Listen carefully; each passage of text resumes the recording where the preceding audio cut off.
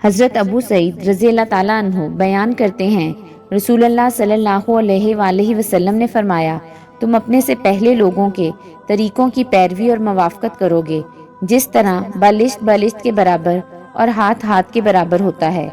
حتیٰ کہ اگر وہ سانڈے کے بل میں گھسے ہوں گے تو تم بھی ان کی موافقت کرو گے۔ عرض کیا گیا، اللہ کے رسول، پہلے لوگوں سے مراد یہود و نصارہ؟ آپ صلی اللہ علیہ وآلہ وسلم نے فرمایا، تو پھر اور کون ہیں؟ حضرت مرداس اسلمی رضی اللہ تعالیٰ عنہ بیان کرتے ہیں، رسول اللہ صلی اللہ علیہ وآلہ وسلم نے فرمایا، نیک لوگ ایک ایک کر کے چلے جائیں گے اور بیکار لوگ باقی رہ جائیں گے، جیسے جوں کا بھوسا یا کھجور کا کچرا باقی رہ جاتا ہے، جن کی اللہ کے ہاں کوئی قدر و قیمت نہیں ہوگی۔